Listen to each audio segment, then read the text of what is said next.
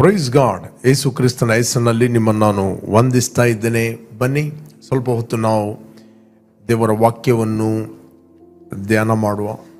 Let us meditate God's word. ದೇವರ ವಾಕ್ಯವನ್ನು ನಾವು ಧ್ಯಾನ ಮಾಡುವ. ದೇವರ ವಾಕ್ಯ ನಮಗೆ ಬೆಳಕನ್ನು ಕೊಡುತ್ತದೆ. Entrance of God's word give the light ಅಂತ ಹೇಳ್ತದೆ. 119ನೇ ಕೀರ್ತನೆ 130ನೇ ವಚನ ಹೇಳ್ತದೆ, entrance of God's word giveth light. Okay, 119ನೇ ಕೀರ್ತನೆ 130ನೇ ವಚನ. ನಿನ್ನ ವಾಕ್ಯ ವಿವರಣೆಯಿಂದ ಯುಕ್ತಿಹೀನರಿಗೆ ಜ್ಞಾನೋದಯವಾಗುವುದು. The entrance of your words give light, it gives understanding to the simple. ಇಲ್ಲಿ ಬೆಳಕಿದೆ, ಅಲ್ಲಿ ಕತ್ತಲೆಗೆ ಅಧಿಕಾರ ಇಲ್ಲ. ಎಲ್ಲಿ ಬೆಳಕಿದೆ ಅಲ್ಲಿ ಕತ್ತಲೆಗೆ ಅಧಿಕಾರ ಇಲ್ಲ. ಕತ್ತಲೆಗೆ ನೆಲೆ ಇಲ್ಲ, ಬಟ್ ಬೆಳಕಿಗೆ ನೆಲೆ ಇದೆ. ನೀವು ನೋಡ್ತೀರಿ, ಸ್ವಾಭಾವಿಕವಾಗಿ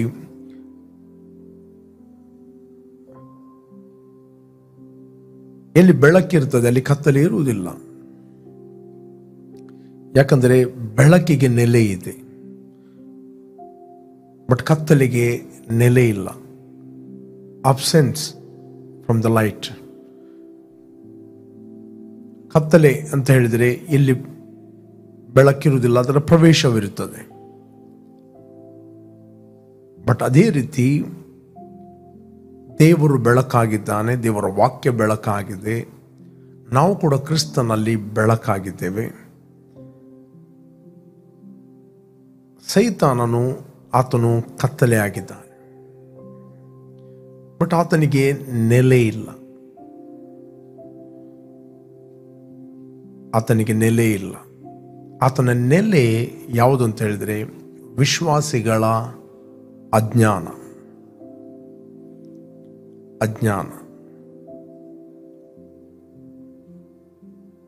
ಯಾವಾಗ ಅಜ್ಞಾನ ಮನೆ ಮಾಡುತ್ತದೆ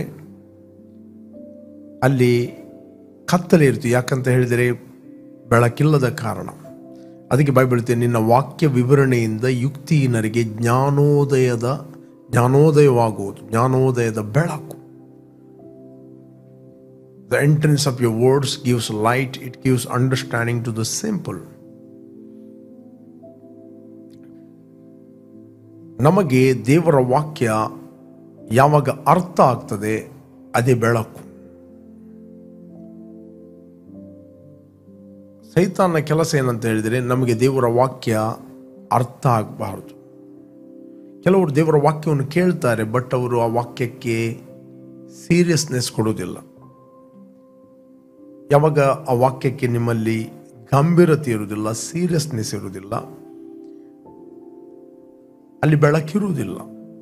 ಯಾಕಂದರೆ ನಿಮಗೆ ಅಂಡರ್ಸ್ಟ್ಯಾಂಡಿಂಗ್ ಆಗುವುದಿಲ್ಲ. ಅದೊಂದು ದಾರಿ ಮಗ್ಗುಲಲ್ಲಿ ಬಿದ್ದ ಬೀಜದ ಹಾಗೆ. 13ನೇ ಅಧ್ಯಾಯ 19ನೇ ವಚನ ಮತ್ತಾಯನ ಬರೆದ ಸುವಾರ್ತೆಯಲ್ಲಿ ಹೇಳುತ್ತದೆ.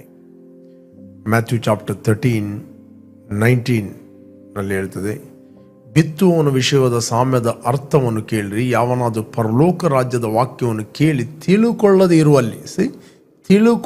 ಇರುವಲ್ಲಿ ಸೈತಾನನು ಬಂದು ಆ ಮನುಷ್ಯನ ಮನಸ್ಸಿನಲ್ಲಿ ಬಿತ್ತಿದ್ದನ್ನು ತೆಗೆದುಹಾಕುತ್ತಾನೆ.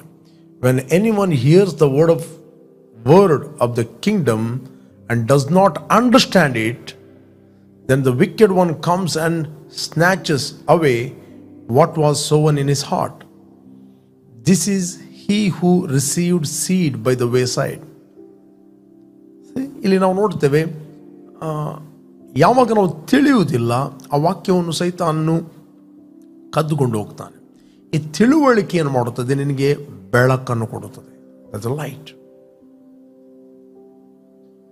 ಓಕೆ, ನಾವು ಸತ್ಯವೇದವನ್ನು ಓದುವಾಗ, ಪತ್ರಿಕೆಗಳನ್ನು ಓದುವಾಗ ಕೇವಲ ಒಂದೊಂದು ಸ್ಕ್ರಿಪ್ಚರ್ಗಳನ್ನು ಹಿಡಿಯುವುದಲ್ಲ, ಅದನ್ನು ಯಾಕೆ ಅಪೊಸ್ತಲ ಪೌಲನು ಯಾರಿಗೆ ಬರೆದದ್ದು? 3 ಸಂಗತಿಗಳು ವೆರಿ ವೆರಿ ಇಂಪಾರ್ಟೆಂಟ್. ಯಾವಾಗ ಬರೆದದ್ದು, ಯಾಕೆ ಬರೆದದ್ದು, ಯಾರಿಗೆ ಬರೆದದ್ದು? ಅಂತ. Praise God. ಯಾವಾಗ ಬರೆದದ್ದು, ಯಾವ ಕಂಡೀಷನಲ್ಲಿ ಆತನು ಬರೆದ, ಯಾಕೆ ಆ ಪತ್ರಿಕೆಯನ್ನು ಬರೆದ, ಮತ್ತು ಯಾರಿಗೆ ಆತನು ಆ ಪತ್ರಿಕೆಯನ್ನು ಬರೆದ. ಯಾವಾಗ ಈ 3 ಸಂಗತಿಗಳು ನಮಗೆ ಅರ್ಥ ಆಗ್ತದೆ, ಆತನ ವಾಕ್ಯ ಬೋಧನೆಯ ಉದ್ದೇಶ ನಮಗೆ ಅರ್ಥ ಆಗ್ತದೆ. ಫಾರ್ ಎಕ್ಸಾಂಪಲ್, ರೋಮನ್ಸ್ ಆತನು ಬರೆದಿದ್ದಾನೆ. ನಾವು ನೋಡ್ತೇವೆ ಧರ್ಮಶಾಸ್ತ್ರ ಮತ್ತು ಕೃಪೆ, ಧರ್ಮಶಾಸ್ತ್ರ ಮತ್ತು ಕೃಪೆ ಅದರ ಬಗ್ಗೆ ಬರೆದಿದ್ದಾನೆ. ಗಲಾತ್ಯರಿಗೆ ಬರೆದ ಪತ್ರಿಕೆಯಲ್ಲಿ ನಾವು ನೋಡ್ತೇವೆ ಗಲಾತ್ಯದವರು ಆಲ್ರೆಡಿ ರಕ್ಷಣೆ ಹೊಂದಿದ್ದಾರೆ. ಗಲಾತ್ಯದವರು ಆಲ್ರೆಡಿ ಕ್ರಿಸ್ತನ ಕೃಪೆಯಿಂದ ಅವರು ರಕ್ಷಣೆ ಹೊಂದಿದ್ದಾರೆ. ಬಟ್ ರಕ್ಷಣೆ ಹೊಂದಿದ್ದರೂ ಕೂಡ ಅವರಿಗೆ ರಕ್ಷಣೆ ಹೊಂದಿದ್ದಾರೆ ಅಂತ ಗೊತ್ತಿಲ್ಲ. ಅವರು ರಕ್ಷಣೆಗೋಸ್ಕರ ಪ್ರಯತ್ನ ಮಾಡ್ತಾ ಇದ್ದಾರೆ. They don't know they are already saved. Okay, ಒಂದು ಅದು ಆಯ್ತು. ಇನ್ನೊಂದು ಸುಳ್ಳು ಸಹೋದರರು. ಅವರೇನು ಹೇಳ್ತಾರೆ, ಅನ್ಯ ಜನರಿಂದ ರಕ್ಷಣೆ ಹೊಂದಬೇಕಾದರೆ ಅವರು ಮೊದಲು ಯಹೂದ್ಯರಾಗಬೇಕು, ಅವರಿಗೆ ಸುನ್ನತಿ ಆಗಬೇಕು. ಓಕೆ, ಯಹೂದ್ಯರಾದ ನಂತರ ಅವರು ರಕ್ಷಣೆಯನ್ನು ಹೊಂದಲು ಯೋಗ್ಯರಾಗ್ತಾರೆ, ರಕ್ಷಣೆ ಹೊಂದಲು ಯೋಗ್ಯರು. ಇನ್ನೊಂದು ಗುಂಪು ಹೇಳ್ತಾ ಇತ್ತು, ನೀವು ರಕ್ಷಣೆ ಹೊಂದಿದ್ದೀರಿ, ಬಟ್ ಧರ್ಮಶಾಸ್ತ್ರದ ಎಲ್ಲ ನಿಯಮಗಳನ್ನು ನೀವು ಅನುಸರಿಸಬೇಕು. ಧರ್ಮಶಾಸ್ತ್ರದ ಏನೆಲ್ಲ ಬರೆಯಲ್ಪಟ್ಟಿದೆ ಅದನ್ನು ನೀವು ಅನುಸರಿಸಬೇಕು. ಅವರ ಮಧ್ಯದಲ್ಲಿ ವಾದ ವಿವಾದ ಇತ್ತು. ನಾವು ನೋಡ್ತೇವೆ ಅನ್ಯ ಜನರಿಂದ ರಕ್ಷಣೆಗೆ ಬಂದವರು ಮತ್ತೆ ಯಹೂದ್ಯರಿಂದ ರಕ್ಷಣೆಗೆ ಬಂದವರು. ಯಹೂದ್ಯರು ಏನಾಗುತ್ತಿದ್ದಂತ ಹೇಳಿದರೆ, ಯಹೂದ್ಯರು ಅವರು ಅನ್ಯ ಜನರ ಮನೆಯಲ್ಲಿ ಊಟ ಮಾಡ್ತಿರ್ಲಿಲ್ಲ, ಅವರು ನೀರು ಕುಡಿಯುತ್ತಿರಲಿಲ್ಲ. ನಾವು ನೋಡ್ತೇವೆ ಅವರಿಗೆ ಮತ್ತು ಇವರಿಗೆ ಹೊಕ್ಕು ಬಳಕೆ ಇರಲಿಲ್ಲ. ಓಕೆ, ಕೆಲವೊಮ್ಮೆ ಈ ಸತ್ಯ ಗೊತ್ತಿದ್ದರೂ ಕೂಡ ಕೆಲವರಿಗೆ ಭಯಪಟ್ಟು ಕೆಲವರು ಕಾಂಪ್ರಮೈಸ್ ಮಾಡ್ತಿದ್ದರು.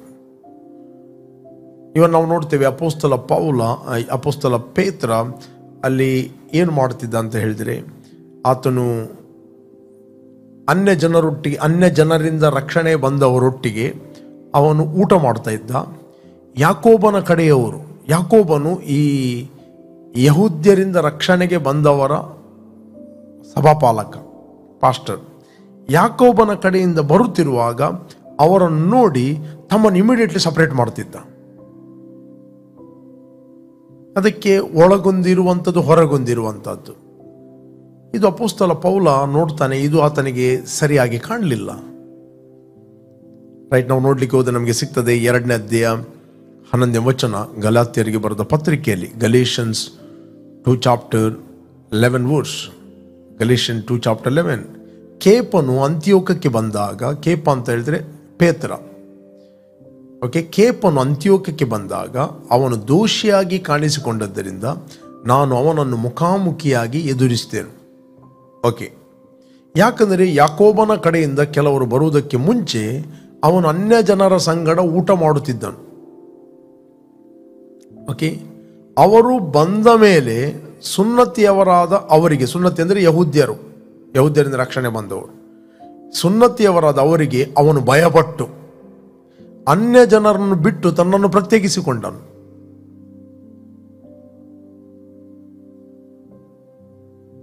ಕೆಲವು ಟ್ರುತ್ ಅರ್ಥ ಆಗುವುದಿಲ್ಲ ಅಂತ ಹೇಳಿಕೊಂಡು ನಾವು ಕಾಂಪ್ರಮೈಸ್ ಮಾಡಲಿಕ್ಕೆ ಆಗುವುದಿಲ್ಲ. Praise god. ಬಟ್ ಇವರು ರಕ್ಷಣೆ ಹೊಂದಿದ್ರು ಕೂಡ ಸ್ಟಿಲ್ ಅನ್ಯ ಜನರಿಂದ ರಕ್ಷಣೆ ಬಂದವರನ್ನು ಒಟ್ಟಿಗೆ ಇವರು ಊಟ ಮಾಡ್ತಿರ್ಲಿಲ್ಲ, ಅಥವಾ ಅನ್ಯ ಜನರೊಟ್ಟಿಗೆ ಇವರು ಊಟ ಮಾಡ್ತಿರ್ಲಿಲ್ಲ. ಇವನು ಪೇತ್ರನಿಗೆ ಟ್ರುತ್ ಗೊತ್ತಿದ್ದರೂ ಕೂಡ ಅವನೇನು ಮಾಡ್ತಾ ಇದ್ದ, ಅವರಿಗೆ ಭಯ ಪಡ್ತಾ ಇದ್ದ. ನಾವು ನೋಡ್ತೇವೆ, ಯಾಕಂದ್ರೆ ಯಾಕೋಬನ ಕಡೆಯಿಂದ ಕೆಲವರು ಬರುವುದಕ್ಕೆ ಮುಂಚೆ ಅವನು ಅನ್ಯ ಜನರ ಸಂಗಡ ಊಟ ಮಾಡುತ್ತಿದ್ದನು. ಅವರು ಬಂದ ಮೇಲೆ ಸುನ್ನತಿಯವರಾದವರಿಗೆ ಅವನು ಭಯಪಟ್ಟು ಅನ್ಯ ಜನರನ್ನು ಬಿಟ್ಟು ತನ್ನನ್ನು ಪ್ರತ್ಯೇಕಿಸಿಕೊಂಡನು. ಎಸ್, ನೆಕ್ಸ್ಟ್ 13ನೇ ವಚನ. ಇದಲ್ಲದೆ ಮಿಕ್ಕಾದ ಯಹೂದ್ಯರು ಅವನೊಂದಿಗೆ ಸೇರಿ ಹಾಗೆಯೇ ಕಪಟ ಮಾಡಿದರು. ಲೀಡರ್ ಏನು ಮಾಡುತ್ತಾನೆ, ಉಳಿದವರಾಗಿ ರೀತಿ ಫಾಲೋ ಮಾಡುತ್ತಾರೆ. ಹೀಗೆ ಬಾರ್ನಬನು ಅವರ ಕಪಟದ ಸೆಲವಿಗೆ ಬಿದ್ದನು. ಅವರು ಸುವಾರ್ತೆಯ ಸತ್ಯಾರ್ಥದ ಪ್ರಕಾರ ನೆಟ್ಟಗೆ ನಡೆಯುವುದಿಲ್ಲವೆಂದು ನಾನು ಕಂಡಾಗ. ಸುವಾರ್ತೆ, gospel is not about us, the gospel is about Jesus. ಸುವಾರ್ತೆ ನಾವು ಏನು ಮಾಡ್ತೇವಲ್ಲ, ನಾವು ಏನು ಮಾಡಿದ್ದೇವಲ್ಲ. ಸುವಾರ್ತೆ ಆತನು ಕಲ್ವಾರಿ ಕ್ರೂಜೆಯಲ್ಲಿ ಏನು ಮಾಡಿದ್ದಾನೆ. That is a good news. ನಾನು ಏನೇ ಮಾಡುವುದು, ನಾನು ಏನೇ ಮಾಡಿ ನನ್ನ ಜೀವಿತವನ್ನು ಬದಲಾಯಿಸಲಿಕ್ಕೆ ಆಗುವುದಿಲ್ಲ.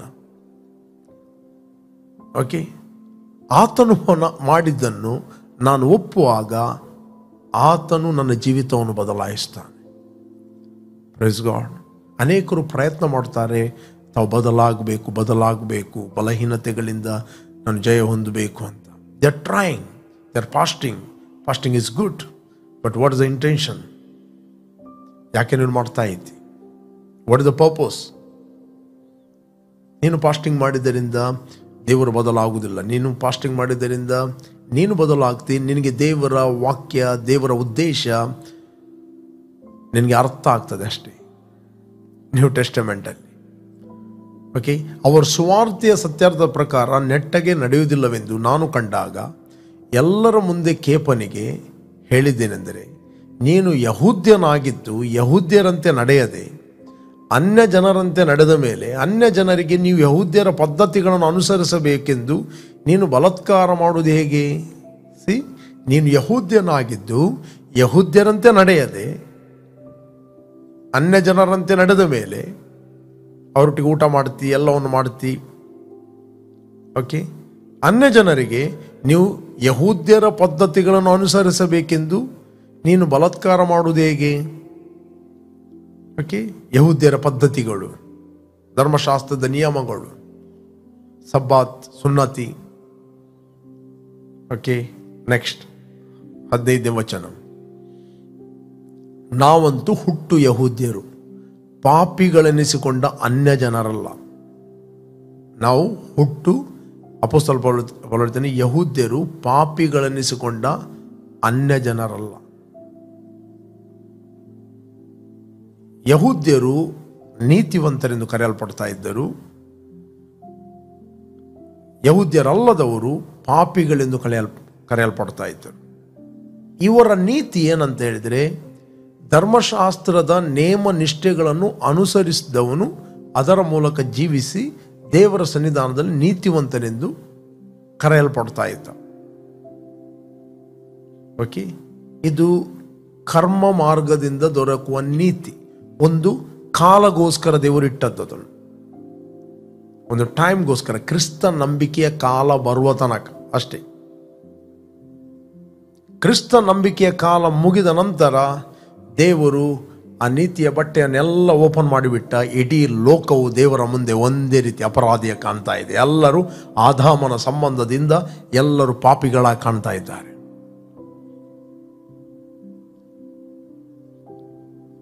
ಎಲ್ಲರೂ ಪಾಪಿಗಳಾಗಿ ಕಾಣ್ತಾ ಇದ್ದಾರೆ. ಲೋಕವೆಲ್ಲವೂ ದೇವರ ಮುಂದೆ ಅಪರಾಧಿಯಾಗಿ ಕಾಣ್ತಾ ಇದೆ. ದೇವರು ಆ ನೀತಿಯ ಬಟ್ಟೆಯನ್ನು ತೆಗೆದು ಬಿಟ್ಟ.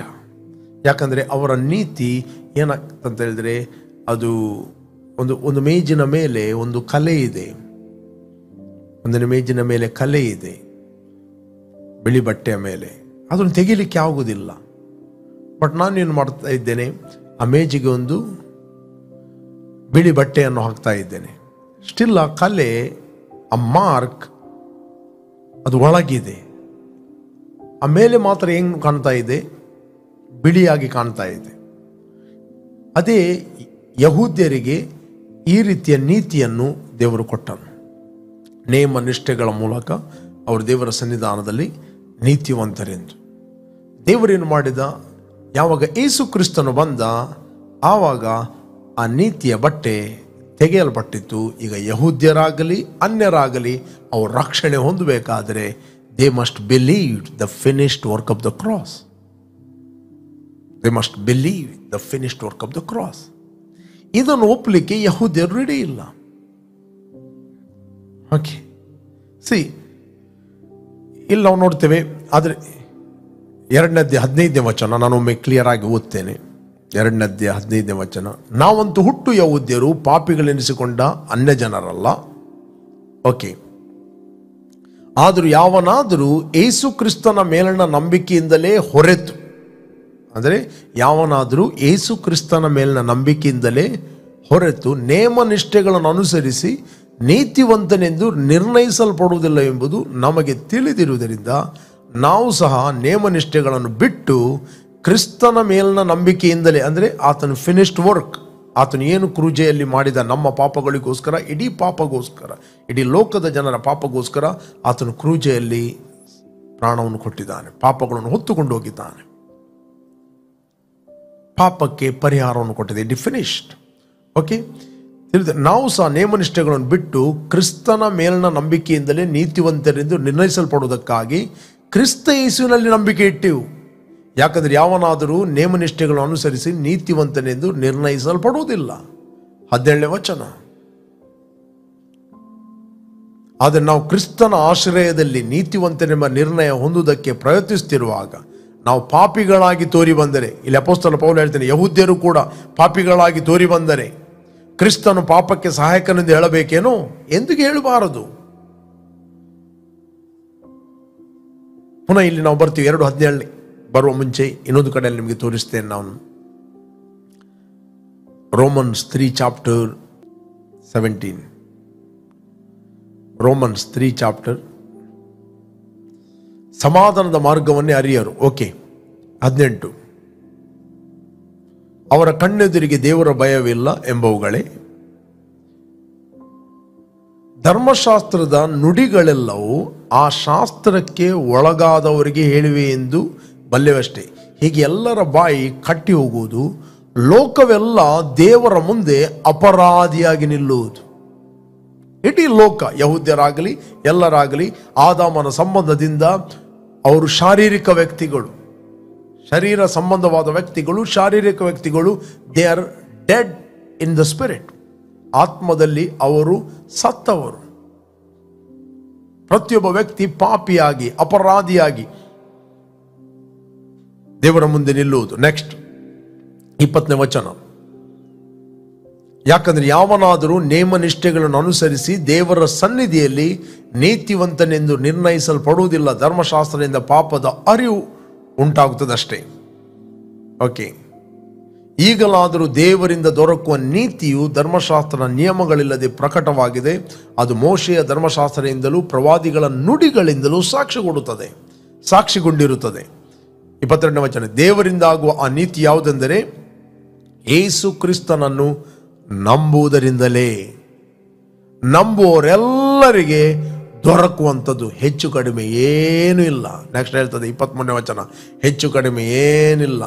ಎಲ್ಲರೂ ಪಾಪ ಮಾಡಿ ದೇವರ ಮಹಿಮೆಯನ್ನು ಹೊಂದದೆ ಹೋಗಿದ್ದಾರೆ. ಎಲ್ಲರೂ ಪಾಪಿಗಳು, ಯಹೂದ್ಯರಾಗಲಿ ಗ್ರೀಕರಾಗಲಿ, ಎಲ್ಲರೂ ಧರ್ಮಶಾಸ್ತ್ರದ ಅಡಿಯಲ್ಲಿರುವವರು ಎಲ್ಲರೂ. ಓಕೆ, ಅವರು ನೀತಿವಂತರೆಂದು ನಿರ್ಣಯ ಹೊಂದುವುದು ದೇವರ ಉಚಿತಾರ್ಥವಾದ ಕೃಪೆಯಿಂದಲೇ, ಕ್ರಿಸ್ತ ಯೇಸುವಿನಿಂದಾದ ಪಾಪ ವಿಮೋಚನೆಯ ಮೂಲಕ ಆಗುವುದು. ಈತನು ತನ್ನ ರಕ್ತವನ್ನು ಸುರಿಸಿ ನಂಬಿಕೆ ಇದ್ದವರಿಗಾಗಿ ಕೃಪಾಧಾರವಾಗಬೇಕೆಂದು ದೇವರು ಈತನನ್ನು ಮುಂದೆ ಇಟ್ಟನು, ಅಂದರೆ ಯೇಸುವನ್ನು ಮುಂದೆ ಇಟ್ಟನು. ದೇವರು ಹಿಂದಿನ ಕಾಲದ ಪಾಪಗಳನ್ನು ದಂಡಿಸದೆ ಸಹಿಸಿಕೊಂಡಲಾಗಿ ತನ್ನ ನೀತಿಯನ್ನು ಈಗಿನ ಕಾಲದಲ್ಲಿ ಹೀಗೆ ತೋರಿಸಿ ತಾನು ನೀತಿ ಸ್ವರೂಪನಾಗಿಯೂ ಯೇಸುವಿನಲ್ಲಿ ನಂಬಿಕೆ ಇಡುವವರನ್ನು ನೀತಿವಂತರೆಂದು ನಿರ್ಣಯಿಸುವನಾಗಿಯೂ ಕಾಣಿಸಿಕೊಂಡಿದ್ದಾನೆ. ನಾವು ನೋಡ್ತೇವೆ ಇಡೀ ಲೋಕ ದೇವರ ಮುಂದೆ ಅಪರಾಧಿಯಾಗಿ ನಿಲ್ಲುವುದು. ಹಾಗಾದರೆ ಪ್ರತಿಯೊಬ್ಬ ವ್ಯಕ್ತಿ ತಾನು ರಕ್ಷಣೆಯನ್ನು ಹೊಂದಬೇಕಾದರೆ ಆತನು ಯೇಸು ಕ್ರಿಸ್ತನ ಕಲ್ವರಿ ಕ್ರೂಜೆಯಲ್ಲಿ ಮಾಡಿ ಮುಗಿಸಿದ ಕೆಲಸವನ್ನು ಅವರು ಒಪ್ಪಿಕೊಳ್ಳಬೇಕು. Praise God. They will receive the abundance of grace and gift of righteousness. Praise God. ಧರ್ಮಶಾಸ್ತ್ರ ಅದು ಶಾರೀರಿಕ ವ್ಯಕ್ತಿಗಳಿಗೆ. ಧರ್ಮಶಾಸ್ತ್ರ ಅದು ಶಾರೀರಿಕ ವ್ಯಕ್ತಿಗಳಿಗೆ, born again ಆದವರಿಗೆಲ್ಲ.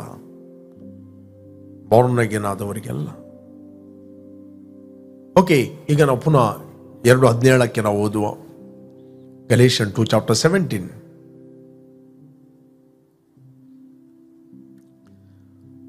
ಆದರೆ ನಾವು ಕ್ರಿಸ್ತನ ಆಶ್ರಯದಲ್ಲಿ ನೀತಿವಂತನೆಂಬ ನಿರ್ಣಯ ಹೊಂದುವುದಕ್ಕೆ ಪ್ರಯತ್ನಿಸುತ್ತಿರುವಾಗ ನಾವು ಪಾಪಿಗಳಾಗಿ ತೋರಿ ಬಂದರೆ ಕ್ರಿಸ್ತನ ಪಾಪಕ್ಕೆ ಸಹಾಯಕನೆಂದು ಹೇಳಬೇಕೇನು ಎಂದು ಹೇಳಬಾರದು. ನೆಕ್ಸ್ಟ್, ನಾನು ಕೆಡವಿದ್ದನೆ ತಿರುಗಿ ಕಟ್ಟಿದರೆ ನನ್ನನ್ನು ನಾನೇ ಅಪರಾಧಿ ಎಂದು ತೋರಿಸಿಕೊಳ್ಳುತ್ತೇನೆ ಅಲ್ಲ, ನಾನಂತೂ ದೇವರಿಗಾಗಿ ಜೀವಿಸಿದಗೋಸ್ಕರ, ನಾನಾದರೂ ದೇವರಿಗಾಗಿ ಜೀವಿಸಿದಗೋಸ್ಕರ ಧರ್ಮ ಪ್ರಮಾಣದ ಮೂಲಕವಾಗಿ ಧರ್ಮ ಪ್ರಮಾಣದ ಪಾಲಿಗೆ ಸತ್ತೇನು.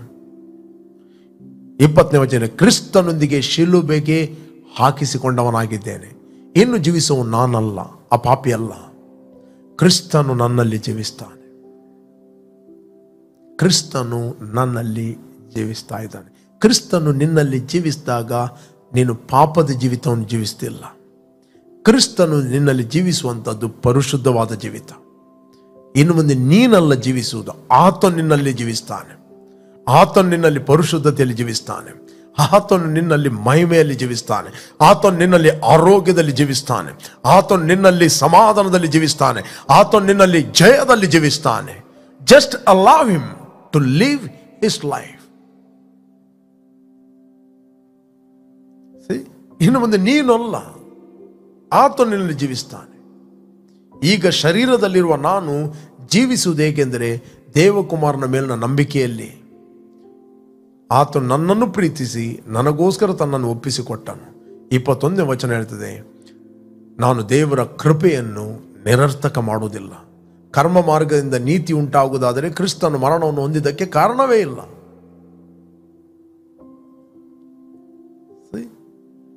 3ನೇ ಅಧ್ಯಾಯ 20ನೇ ವಚನದಲ್ಲಿ ಹೇಳ್ತದೆ, ಗಲೇಷಿಯನ್ 3 ಚಾಪ್ಟರ್, ಈ ಹೋಲ್ ಚಾಪ್ಟರ್ ಆತನು ಮಾತಾಡ್ತಾನೆ. 21ನೇ ವಚನ, 21:3-21. ಹಾಗಾದರೆ ಧರ್ಮಶಾಸ್ತ್ರವು ದೇವರ ವಾಗ್ದಾನಗಳಿಗೆ ವಿರುದ್ಧವೋ? ಹಾಗೆಂದಿಗೂ ತಿಳ್ಕೊಳ್ಬಾರದು. ಬದುಕಿಸುವುದಕ್ಕೆ ಶಕ್ತವಾಗಿರುವ ಧರ್ಮಶಾಸ್ತ್ರವು ಕೊಡಲ್ಪಟ್ಟಿದ್ದರೆ ಸಂದೇಹವಿಲ್ಲದೆ ಕರ್ಮ ಮಾರ್ಗದಿಂದಲೇ ನೀತಿ ಉಂಟಾಗುತ್ತಿತ್ತು. ಹಾಗಾಗದೆ ಯೇಸು ಕ್ರಿಸ್ತನಲ್ಲಿ ನಂಬಿಕೆ ಇಡುವುದರಿಂದ ಉಂಟಾಗುವ ಆ ವಾಗ್ದಾನದ ಫಲವು ನಂಬುವವರಿಗೆ ಕೊಡಲ್ಪಡಬೇಕೆಂದು ಶಾಸ್ತ್ರವು ಸಮಸ್ತವನ್ನು ಪಾಪಕ್ಕೊಳಗಾಗಿದೆ ಎಂದು ತೀರ್ಮಾನಿಸಿತು. ಕ್ರಿಸ್ತ ನಂಬಿಕೆಯ ಕಾಲ ಬರುವುದಕ್ಕೆ ಮೊದಲು ಇಲ್ಲಿ ಧರ್ಮಶಾಸ್ತ್ರದ ಅಡಿಯಲ್ಲಿದ್ದವರಿಗೆ ಹೇಳುವುದು, ಕ್ರಿಸ್ತ ನಂಬಿಕೆಯ ಕಾಲ ಬರುವುದಕ್ಕೆ ಮೊದಲು ನಾವು ಮುಂದಕ್ಕೆ ಪ್ರಕಟವಾಗಬೇಕಾಗಿದ್ದ ಆ ನಂಬಿಕೆಗೆ ವಶವಾಗುವುದಕ್ಕಾಗಿ ಧರ್ಮಶಾಸ್ತ್ರದ ಕೈ ಕೆಳಗೆ ಕಾವಲಲ್ಲಿ ಮುಚ್ಚಲ್ಪಟ್ಟಿದ್ದೆವು. ಇಲ್ಲಿ ಅಪೊಸ್ತಲ ಪೌಲ ತನ್ನನ್ನು ಅಪ್ಲೈ ಮಾಡಿ ಹೇಳ್ತಾರೆ, ಯಾಕಂದರೆ ಆತನು ಯಹೂದ್ಯರಿಂದ ರಕ್ಷಣೆ ಬಂದವನು, ತನ್ನನ್ನು ಸೇರಿಸಲಿ ಹೇಳುವಂಥದ್ದು.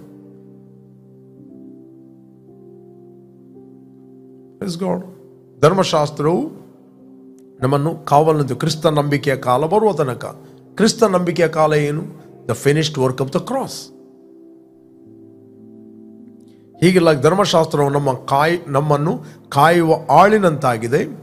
ನಾವು ನಂಬಿಕೆಯಿಂದ ನೀತಿವಂತನೆಂಬ ನಿರ್ಣಯವನ್ನು ಹೊಂದುವುದಕ್ಕಾಗಿ ಕ್ರಿಸ್ತನಲ್ಲಿ ಸೇರುವ ತನಕ ಅದು ನಮ್ಮನ್ನು ಕಾಯುತ್ತದೆ. ಇಲ್ಲಿ ಅಪೊಸ್ತಲ ಪೌಲನು ತನ್ನನ್ನು ಪ್ಲೇಸ್ ಇಟ್ಟು ಮಾತಾಡುವಂತ. ಓಕೆ, ಧರ್ಮಶಾಸ್ತ್ರವು ನಮ್ಮನ್ನು ಕಾಯುತ್ತದೆ. ಆದರೆ ಕ್ರಿಸ್ತ ನಂಬಿಕೆಯು ಬಂದಿರಲಾಗಿ ನಾವಿನ್ನು ಕಾಯುವವನ ಕೈ ಕೆಳಗಿರುವವರಲ್ಲ. ನೀವೆಲ್ಲರೂ ಕ್ರಿಸ್ತ ಯೇಸುವಿನಲ್ಲಿ ಇಟ್ಟಿರುವ ನಂಬಿಕೆಯ ಮೂಲಕ ದೇವರ ಪುತ್ರರಾಗಿದ್ದೀರಿ. ಈಗ ನೀವು ಪಾಪಿಗಳಲ್ಲ, ದೇವರ ಪುತ್ರರಾಗಿದ್ದೀರಿ. ಪುತ್ರರಾದ ಮೇಲೆ ಆತ್ಮದಲ್ಲಿ ಇನ್ನು ಯಹೂದ್ಯನು ಗ್ರೀಕನು ಎಂಬ ಇಲ್ಲ. ಹೇಗೆಂದರೆ ಕ್ರಿಸ್ತನಲ್ಲಿ ಸೇರುವುದಕ್ಕೆ ದೀಕ್ಷಾ ಸ್ನಾನ ಮಾಡಿಕೊಂಡಿರುವ ನೀವೆಲ್ಲರೂ ಕ್ರಿಸ್ತನನ್ನು ಧರಿಸಿಕೊಂಡಿರಿ. ನೆಕ್ಸ್ಟ್ ಹೇಳ್ತದೆ, ನೀವೆಲ್ಲರೂ ಕ್ರಿಸ್ತ ಯೇಸುವಿನಲ್ಲಿ ಒಂದೇ ಆಗಿರುವುದರಿಂದ ಆತ್ಮದಲ್ಲಿ ಯಾವ ಭೇದ ಇಲ್ಲ. ಕಾಣದ ಲೋಕದಲ್ಲಿರುವ ದೇವರಿಗೆ ಕ್ರಿಸ್ತ ಯೇಸುವಿನಲ್ಲಿ ನಾವು ದೇವರ ಮಕ್ಕಳಾಗಿ ನಾವು ಹುಟ್ಟಿದ್ದೇವೆ. We are born of one God. ನೀವೆಲ್ಲರೂ ಕ್ರಿಸ್ತ ಯೇಸುವಿನಲ್ಲಿ ಒಂದೇ ಆಗಿರುವುದರಿಂದ ಯಹೂದ್ಯನು ಗ್ರೀಕನು ಎಂದು, ಆಳು ಒಡೆ ಎಂದು, ಗಂಡು ಹೆಣ್ಣು ಎಂದು ಭೇದ ಇಲ್ಲ. ಆತ್ಮದಲ್ಲಿ ಗಂಡು ಹೆಣ್ಣು ಎಂಬ ಭೇದ ಇಲ್ಲ. ಆತ್ಮದಲ್ಲಿ ಮ್ಲೆಚ್ಚ ಹೂಣ ಎಂಬ ಭೇದ ಇಲ್ಲ. ಆತ್ಮದಲ್ಲಿ ಯಹೂದ್ಯನು ಗ್ರೀಕನು ಎಂಬ ಭೇದ ಇಲ್ಲ. ಆತ್ಮದಲ್ಲಿ ಪ್ರೊಟೆಸ್ಟೆಂಟ್ ಕ್ಯಾಥಲಿಕ್ ಎಂಬ ಭೇದ ಇಲ್ಲ. ನೀವು ಶಾರೀರಿಕವಾಗಿ ಹುಟ್ಟಿರುವಾಗ ಅನೇಕ ಭೇದಗಳಿರಬಹುದು.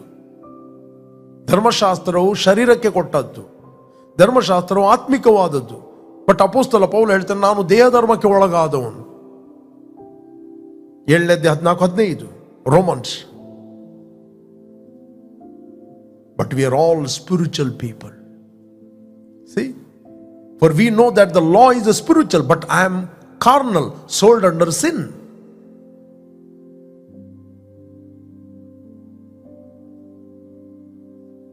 ಇದು ಆತನ ರಕ್ಷಣೆ ಹೊಂದುವ ಮುಂಚೆ ವಿಷಯ ಮಾತಾಡುವಂತ ನಾನು ಏನಾಗಿದ್ದೆ. Praise God. ಅದಕ್ಕೆ 7:1 ಬರೀತಾನೆ, ಧರ್ಮಶಾಸ್ತ್ರವನ್ನು ತಿಳಿದವರಿಗೆ ನಾನು ಬರೆಯುವುದೇನೆಂದರೆ, ಸಹೋದರಿ, ಧರ್ಮಶಾಸ್ತ್ರವನ್ನು ತಿಳಿದವರಿಗೆ ನಾನು ಹೇಳುವುದೇನೆಂದರೆ, ಆ ಹೋಲ್ ಚಾಪ್ಟರ್ ಆತನು ಎಕ್ಸ್ಪ್ಲೇನ್ ಮಾಡುತ್ತಾನೆ. ತನ್ನನ್ನು ಯಹೂದ್ಯರ ಸ್ಥಾನದಲ್ಲಿ ಇಟ್ಟುಕೊಂಡು ಮಾತಾಡುತ್ತಾನೆ. ಈ ಗಲೇಷನ್ ಪತ್ರಿಕೆ ಅದೇ ರೀತಿ. ಗಲಾತ್ಯರಿಗೆ ಬರೆದ ಪತ್ರಿಕೆಯಲ್ಲಿ ನಾವು ನೋಡ್ಲಿಕ್ಕೆ ಹೋದರೆ ನಮಗೆ ಸಿಗ್ತದೆ 5ನೇ ಅಧ್ಯಾಯ 16ನೇ ವಚನ, 5 chapter 16 verse. ನಾನು ಹೇಳುವುದೇನೆಂದರೆ, ಪವಿತ್ರಾತ್ಮನನ್ನು ಅನುಸರಿಸಿ ನಡೆದುಕೊಳ್ಳಿರಿ, ಆಗ ನೀವು ಶರೀರ ಭಾವದ ಅಭಿಲಾಷೆಗಳನ್ನು ಎಷ್ಟು ಮಾತ್ರಕ್ಕೂ ನೆರವೇರಿಸುತ್ತಿಲ್ಲ. ಯಾಕಂದರೆ ಶರೀರ ಭಾವವು ಅಭಿಲಾಷಿಸುವುದು ಆತ್ಮನಿಗೆ ವಿರೋಧವಾಗಿದೆ, ಆತ್ಮನು ಅಭಿಲಾಷಿಸುವುದು ಶರೀರ ಭಾವಕ್ಕೆ ವಿರೋಧವಾಗಿದೆ. ನೀವು ಮಾಡಲಿಚ್ಛಿಸುವುದನ್ನು ಮಾಡದಂತೆ ಈ ಒಂದಕ್ಕೊಂದು ಹೋರಾಡುತ್ತವೆ. ಎಸ್, ಆದರೆ ನೀವು ಆತ್ಮನಿಂದ ನಡೆಸಿಕೊಳ್ಳುವರಾದ ನೇಮ ನಿಷ್ಠೆಗಳಿಗೆ ಅಧೀನರಲ್ಲ. ಶರೀರ ಭಾವದ ಕರ್ಮಗಳು ಅಂದರೆ ಬಾರ್ನೆಗೆನಾಗುವ ಮುಂಚೆ ಏನು ಕರ್ಮಗಳು, ಶರೀರ ಭಾವದ ಕರ್ಮಗಳು ಪ್ರಸಿದ್ಧವಾಗಿವೆ. ಯಾವುದೆಂದರೆ ಜಾರತ್ವ, ಬಂಡುತನ, ನಾಚಿಕೆಗೇಡಿತನ, ವಿಗ್ರಹಾರಾಧನೆ, ಮಾಟ, ಹಗೆತನ, ಜಗಳ, ಹೊಟ್ಟೆಗಿಚ್ಚು, ಸಿಟ್ಟು, ಕಕ್ಷಭೇದ, ಭಿನ್ನಮತ, ಮತ್ಸರ, ಕುಡಿಕತನ, ದುಂದಾವತನ, ಇಂಥವುಗಳೇ. ಇವುಗಳ ವಿಷಯದಲ್ಲಿ ಇಂಥ ಕಾರ್ಯಗಳು ನಡೆಸುವವರು ದೇವರ ರಾಜ್ಯಕ್ಕೆ ಬಾಧ್ಯರಾಗುವುದಿಲ್ಲ ಎಂದು ನಾನು ಹಿಂದೆ ಹೇಳಿದಂತೆ ಈಗಲೂ ನಿಮ್ಮನ್ನು ಎಚ್ಚರಿಸ್ತೇನೆ. ಆದರೆ ದೇವರ ಆತ್ಮನಿಂದ ಉಂಟಾಗುವ, ಯಾವಾಗ ನೀನು ಬಾರ್ನ್ ಅಗೇನ್ ಆಗುತ್ತೆ, ನಿನ್ನ ಆತ್ಮವು ರೀಕ್ರಿಯೇಟ್ ಆಗುತ್ತದೆ, ಬಾರ್ನ್ ಆಫ್ ಗಾಡ್. ಅದರ ಫಲವೇನಂತ ಹೇಳಿದರೆ ಪ್ರೀತಿ, ಸಂತೋಷ, ಸಮಾಧಾನ, ದೀರ್ಘ ಶಾಂತಿ, ದಯೆ, ಉಪಕಾರ, ನಂಬಿಕೆ, ಸಾಧತ್ವ, ಶ್ರಮೆದವೇ, ಇಂಥವುಗಳೇ. ಇಂಥವುಗಳನ್ನು ಯಾವ ಧರ್ಮಶಾಸ್ತ್ರ ಆಕ್ಷೇಪಿಸುವುದಿಲ್ಲ. ಕ್ರಿಸ್ತ ಯೇಸುವಿನವರು ತಮ್ಮ ಶರೀರ ಭಾವವನ್ನು ಅದರ ವಿಷಯಾಭಿಲಾಷೆ, ಸ್ವಾಯಿಚ್ಛಾಭಿಲಾಷೆ ಸಹಿತ ಶಿಲುಬೆಗೆ ಹಾಕಿದವರು. ಆ old nature died on the cross. ನಾವು ಆತ್ಮನಿಂದ ಜೀವಿಸ್ತಿರಲಾಗಿ ಇಲ್ಲಿ ಹೇಳ್ತಾನೆ. ಈಗ ನಾವು ಶರೀರದಲ್ಲಿ ಜೀವಿಸ್ತಲ್ಲ. If we live in the Spirit, let us also walk in the Spirit. Walk in love, walk in joy, walk in peace, walking in authority. See, if we live in the Spirit, let us also walk in the Spirit. ನಾವು ಆತ್ಮನಿಂದ ಹುಟ್ಟುವುದು when we believe the finished work of the cross. That is the grace of God. Praise God. ಇಲ್ಲಿ ಅಪೊಸ್ತಲ ಪೌಲ ಧರ್ಮಶಾಸ್ತ್ರ ಮತ್ತು ಕೃಪೆಯ ಬಗ್ಗೆ ಇಲ್ಲಿ ಮಾತಾಡೋಣ. ಕೃಪೆಯಿಂದ ನಾವು ಹೊಸದಾಗಿ ಹುಟ್ಟಿದ್ದೇವೆ. ನಾವು ಕೃಪೆಯಿಂದ ಆತ್ಮನಿಂದ ನಾವು ಜೀವಿಸ್ತೇವೆ. Praise God. ಇದರ ಅದು ಕಾಂಟೆಸ್ಟ್ ಅಪೊಸ್ತಲ ಪೌಲನು ಮಾತಾಡುವಂಥದ್ದು. ನಾವು ಆತ್ಮನಿಂದ ಜೀವಿಸ್ತಿರಲಾಗಿ ಆತ್ಮನನ್ನು ಅನುಸರಿಸಿ ನಡೆಯೋಣ. Let us walk in the Spirit. We are not walk by sight, we are walk by faith after we born again. ನಾವು ಹೊಸದಾಗಿ ಹುಟ್ಟಿದ ನಂತರ ನಾವು ನೋಡುವವರಾಗಿ ನಡೆಯುವವರಲ್ಲ, ನಂಬುವವರಾಗಿ ನಡೆಯುತ್ತೇವೆ. ನಾನು ನಿಮ್ಗೆ ಎನ್ಕರೇಜ್ ಮಾಡ್ತೇನೆ, ಎಷ್ಟರವರೆಗೆ ನೀವು ಯೇಸುವನ್ನು ರಕ್ಷಕನ ಒಡೆಯನೆಂದು ನೀವು ಅಂಗೀಕಾರ ಮಾಡದಿದ್ದರೆ ನಿಮ್ಮ ಹೃದಯದಲ್ಲಿ ಆತನು ಕರೆಯಿರಿ. ಆತನು ನಿಮ್ಮ ಪಾಪಗಳಿಗೋಸ್ಕರ ಕ್ರೂಜೆಯಲ್ಲಿ ಪ್ರಾಣವನ್ನು ಕೊಟ್ಟಿದ್ದಾನೆ, ರಕ್ತವನ್ನು ಸುರಿಸ್ತಾನೆ, ಹೂಣಲ್ಪಟ್ಟು ಆತನು ಪುನರುತ್ತನಾಗಿದ್ದಾನೆ. ನೀವು ಆತನು ಮಾಡಿದ ಕೆಲಸವನ್ನು ನೀವು ನಂಬಿದಾಗ ನೀವು ಕ್ರಿಸ್ತನಲ್ಲಿ ಹೊಸದಾಗಿ ಸೃಷ್ಟಿಸಲ್ಪಟ್ಟಿದ್ದೀರಿ, ಹೊಸದಾಗಿ ಹುಟ್ಟಿದ್ದೀರಿ, ನೀವು ದೇವರಿಗಾಗಿ ಜೀವಿಸ್ತೀರಿ. You are born of God. ದೇವರ ಲೈಫ್ ನಿಮ್ಮ ಒಳಗೆ ಅದು ಕೆಲಸ ಮಾಡುತ್ತದೆ. The life of God work in and through you. ನೀವು ಡಿಫರೆಂಟ್ realm ಅಲ್ಲಿ ಹುಟ್ಟಿದ್ದೀರಿ. The realm of life, realm of health, ಅದರಲ್ಲಿ ಹುಟ್ಟಿದ್ದೀರಿ. Pray, let's pray. ನಾವು ಪ್ರಾರ್ಥನೆ ಮಾಡುವ. Thank you father, thank you Lord. ತಂದೆ, ನೀನು ನಮ್ಮ ಪಾಪಗಳಿಗೋಸ್ಕರ ನಿನ್ನ ಒಬ್ಬನೇ ಮಗನಾದ ಯೇಸು ಕ್ರಿಸ್ತನನ್ನು ಈ ಲೋಕ ಕಳಿಸ್ತಿ. ಆತ ನಮ್ಮ ಅಪರಾಧ ಪಾಪಗಳನ್ನು ತನ್ನ ಮೇಲೆ ಹೊತ್ತುಕೊಂಡು ಹೋಗಿ ಹೂಣಲ್ಪಟ್ಟು 3ನೇ ದಿನ ಪುನರುತ್ಥಾನ ಆಗಿ ಆತ ನಮ್ಮನ್ನು ವಿಮೋಚಿಸಿದ್ದಾನೆ. ಆತನು ಮಾಡಿದ ಕೆಲಸವನ್ನು ನಾವು ಹೃದಯದಲ್ಲಿ ನಂಬುತ್ತೇವೆ. ಹೃದಯದಿಂದ ನಂಬುವುದರ ಮೂಲಕ ನೀತಿಯು ದೊರಕುತ್ತದೆ. ಬಾಯಿಂದ ಅರಿಕೆ ಮಾಡುವುದರ ಮೂಲಕ ನಮಗೆ ರಕ್ಷಣೆ ಅಂತ ವಾಕ್ಯ ಹೇಳ್ತದೆ. We believe the finished work of the cross. ನಾವು ನಂಬುತ್ತೇವೆ, ನಮಗೆ ಬಿಡುಗಡೆ ಆಯಿತು. ನಾವು ಆತ್ಮನಿಂದ ಹುಟ್ಟಿದ್ದೇವೆ. Thank you Lord. ತಂದೆ, ನಾವು ಆತ್ಮದಲ್ಲಿ ಜೀವಿಸುವ ಕಾರಣ ಆತ್ಮನನ್ನು ಅನುಸರಿಸಿ ನಾವು ನಡೆಯುವರಾಗಿದ್ದೇವೆ. We thank you Lord, we are walking in the spirit. ಪವಿತ್ರ ಆತ್ಮನನ್ನು ಅನುಸರಿಸಿ ನಡೆಯಿರಿ, ಆಗ ಶರೀರಾದಿನ ಭಾವಗಳನ್ನು ಎಷ್ಟು ಮಾತ್ರಕ್ಕೂ ನೀವು ನೆರವೇರಿಸ್ತಿಲ್ಲ. We thank you Lord, we are walking in the spirit, walking in love, walking in joy, walking in peace. O God, thank you Lord. ಪ್ರತಿಯೊಬ್ಬರು ಆಂತರ್ಯದಲ್ಲಿ ಪ್ರಜ್ವಲಿಸಲಿ. I bless each and every one, oh God. In Jesus' name, amen, amen, amen.